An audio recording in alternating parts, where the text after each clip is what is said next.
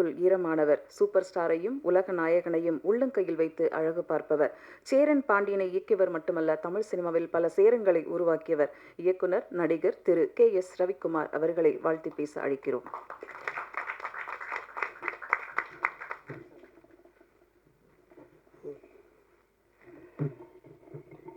பத்திரிகை நண்பர்களிலிருந்து அனைவருக்கும் வணக்கம்.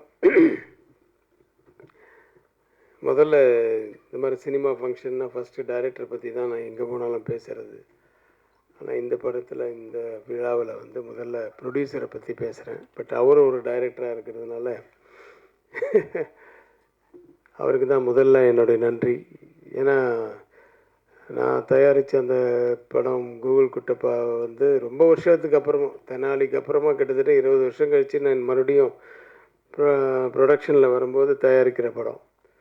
ஸோ அந்த படத்தில் நம்ம அசிஸ்டன்ஸை இன்ட்ரடியூஸ் பண்ணணுன்ட்டு பண்ணோம். ஸோ இவங்க நல்லா வரணுமேன்றது ஒரு பயம் இருந்துகிட்டே இருக்கும்போது அந்த படம் ரிலீஸே ஆகலை. அந்த படத்தை அவர் பார்க்கவும் இல்லை, ஒரு சாங்கு கூட பார்க்கல, ஒரு எந்த சீக்வன்ஸும் பார்க்கல. ஆனால் என்னுடைய அசிஸ்டன்ஸ் அப்படிங்கிற ஒரு நம்பிக்கை மேலே அவங்களுக்கு அஃப்கோர்ஸ் கதை கேட்டு அந்த கதை பிடிச்சதுக்கப்புறம் தான் ஒரு டைரக்டர் ஆக்கினார். பட் இருந்தாலும் அந்த நம்பிக்கையை வச்சு அவங்கள தட் இஸ் இயக்குனர் ஆக்கிய விஜய் சந்தர் அவர்களுக்கு மிக்க நன்றி. ஏன்னா ஆக்சுவலாக இந்த படம் ரிலீஸுக்கு முன்னாடியே பண்ணதுனால நீங்கள் தான் அவங்களுக்கு பெரிய சப்போர்ட் ஃபஸ்ட்டு. ஏன்னா அவங்க ஒரு தெம்பாக பண்ணுற அந்த எண்டு போர்ஷன் ஷூட்டிங்கை வச்சு அந்த போஸ்ட் ப்ரொடக்ஷன்லாம் ரொம்ப தெம்பாக நமக்கு இன்னொரு படமும் இருக்குது அடுத்தது அப்படின்றது நானும் வெளியில் சொல்லிக்கிறதுக்கு ஒரு பெரிய ஒரு சந்தோஷமாக இருந்தது. ஸோ நன்றி. இன்றைய கதாநாயகன் ஆடியோ ரிலீஸ் தானேப்பா, சாம் CS. அவரோட அப்பப்போ கொஞ்சம் ஒர்க் பண்ண அனுபவம் இருக்குது. இந்த கலைஞர் நூறில் கூட என்ன நான் இந்த கலைஞரின் தசாவதாரம் பண்ண சொல்லி ஒரு 10 இயக்குநர்கள் நம்ம ஆஃபீஸில் உக்காண்டாங்க, நீங்கள் தான் பண்ணோம், ஏன்னா தசாவதாரம்னு இருந்தால் நல்லாயிருக்கும் அப்படின்னு யோசிச்சோம். சரி, நான் அதிலெல்லாம் பண்ணிவிட்டு அதில் மியூசிக்கு சாம் CS சொன்னோன்னா ஒரு வார்த்தை கூட மறுப்பு சொல்லாமல் இம்மீடியட்டாக போட்டு கொடுத்தாரு. ஸோ கொஞ்சம் அப்பப்போ பழக்கம் இருக்குது. அவருடைய ஸ்டுடியோவுக்கும் போயிருக்கேன். ஒரு மாதிரி வித்தியாசமான ஒரு வாய்ஸ் அவருக்கு. இந்த படத்தில் கூட அந்த மயக்கிட்ட நீங்கள் தானே பாடியிருக்கீங்க, அந்த மாதிரி வாய்ஸ் நிறைய பாட்டுகள் அவர் வித்தியாசமான வாய்ஸில் பாடியிருக்காரு. மியூசிக் மேலே ஒரு பயங்கர ஒரு வெறி. அவன் ஆஃபீஸில் என் கூட பேசும்போது சொல்லியிருக்காரு. அதை பற்றியெல்லாம் பெருசாக ஞானஸ்தன் அப்படின்னு நான் சொல்லிக்க மாட்டேன் என்ன, ஆனால் வெறி இருக்குது சார், எனக்கு நிறைய வெறி இருக்குது. அதை போடணும், இது பண்ணணும், இப்படி பண்ணணும், வித்தியாசமாக பண்ணணுன்ட்டு.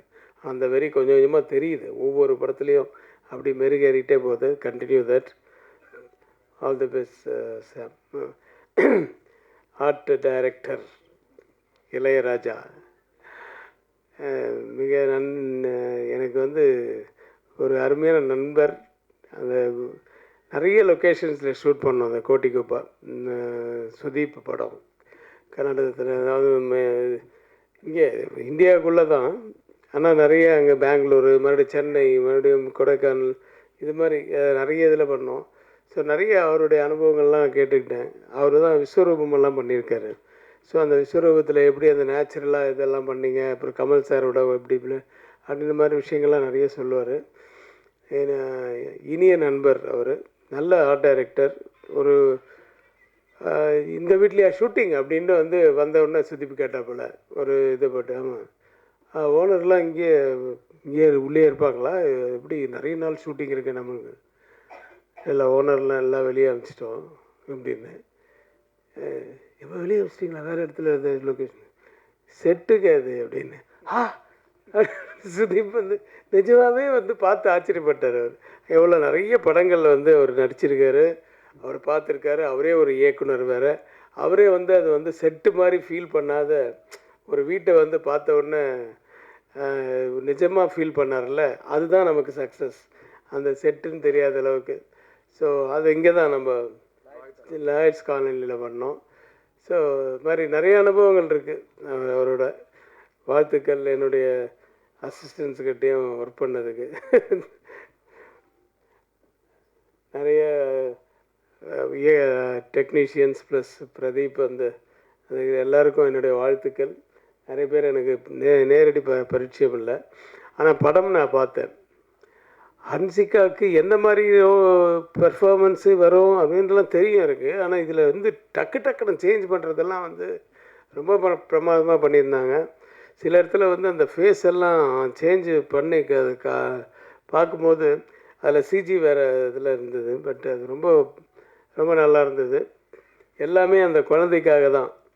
அந்த சென்டிமெண்ட் இருக்குது படத்தில். சென்டிமெண்ட்டு மட்டும் இல்லை, அந்த செகண்ட் ஹாஃபில் அந்த சென்டிமெண்ட்டு தான் ரொம்ப அதை டச் ஆகிற இடம். அதுதான் ஒரு குழந்தைக்காக.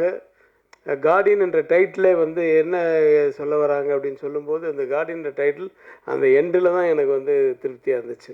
It's really she is a Guardian for that girl அப்படின்ற ஃபீல் வந்துச்சு. அதுக்கு மேலே கதையை சொல்லக்கூடாதுல்ல.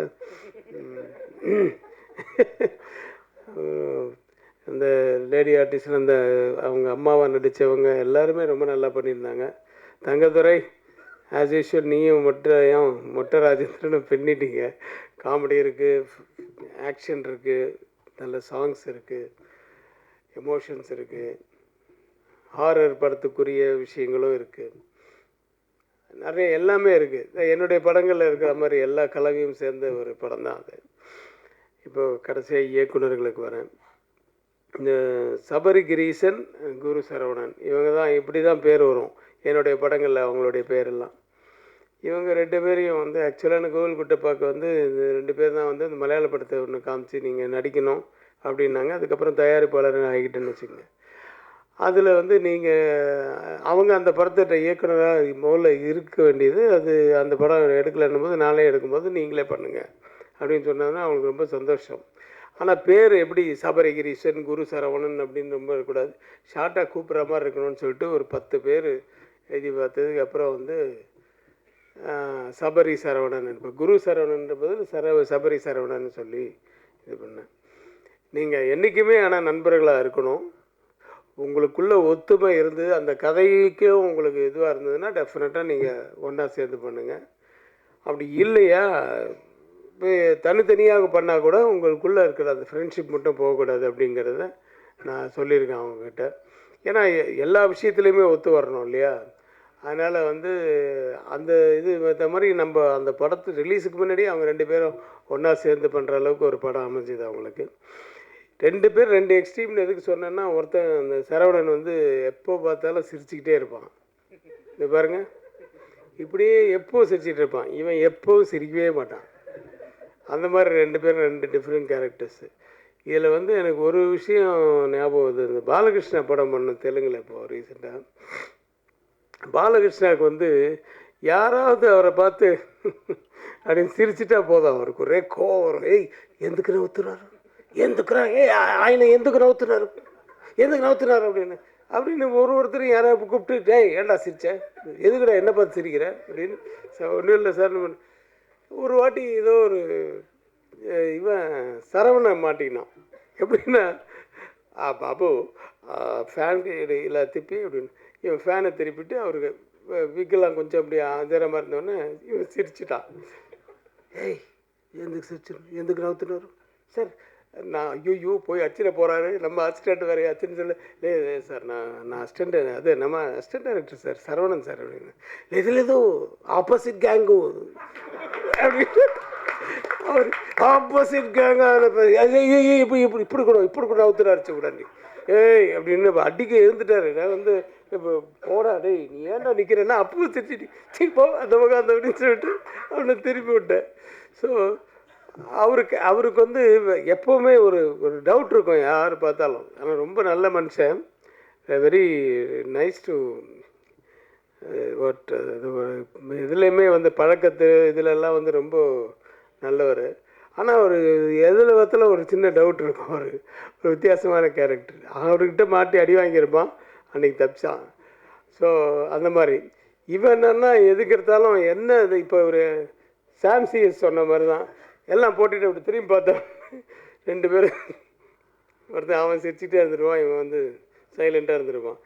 முடிவே எடுக்க முடியல, இது என்ன இது நல்லா இருக்கா நல்லா இல்லையா இது சொல்ல மாட்டானுங்கன்ட்டு. நான் கூட எனக்கு கூட அந்த மாதிரி அனுபவம்லாம் இருக்குது. நான் உங்களை சொல்ல, தேவா அப்படி தான். தேவா தேவா சைலண்ட்டாக தான் போடுவார். சோப்பு சீப்பு கண்ணாடி அப்படின்னு இந்த கிட்டாரை வாசிக்கிறவண்ணே அப்படி சும்மா இப்போ தான் கையே வைக்கிறாரு, அதுக்குள்ளே தலையாட்டுறாரு. அப்புறம் அவங்கள பார்க்கவே மாட்டேன் நான். பார்க்காம அப்படி கண்ணை மூடிப்பேன். சார் என்ன சார் தூங்கிட்டீங்களா அப்படின்னுவாங்க. இல்லை அவனுங்களை பார்த்தா பாட்டு நல்லா இருக்க மாதிரியே தோணும், அதனால் பார்க்க மாட்டேன். அது மாதிரி அனுபவம்லாம் இருக்குது நிறைய. ஏன்னா அது நல்லா ஜாலியாக இப்போ இது பண்ணிவிட்டு நம்மளை உசுப்பேற்றி விட்ருவாங்க. அவங்களுக்கு என்ன பாட்டு 2 ஓகே ஆகணும், போகணும், முடிஞ்சிச்சு, அடுத்த மீட்டருக்கு கீழே ரெடியாக இருப்பாங்க ஆளுங்க. அது மாதிரி டைப்பு. ஸோ அதுதான் இவங்கக்கிட்ட அந்த மாதிரி தான். சபரி வந்து ரொம்ப லாஃப்டராக நான் அவனை பார்த்ததில்ல. ஒரு ரொம்ப சத்தம் போட்டு சிரித்து நான் பார்த்ததே கிடையாது. இத்தனைக்கும் என் அண்ணன் பையன் அவர் வந்து என்கிட்ட 10 வருஷமாக அசிஸ்டன்ட் டைரக்டராக இருக்கார். இருந்து இப்போ தான் டைரக்டராக இருக்கார். ஸோ இருந்தாலும் வந்து அவன் ஒருத்தர் ஒரு கேரக்டர் சொல்கிறேன். பட் எனிவே எங்கே இருந்தாலும் வாழ்க, நல்லபடி இன்னும் நிறைய படங்கள் எடுக்கணும். இந்த படமும் வந்து நிஜமாகவே வந்து நான் பார்த்ததுனால சொல்கிறேன், எல்லா கலவைகளும் இருக்குது.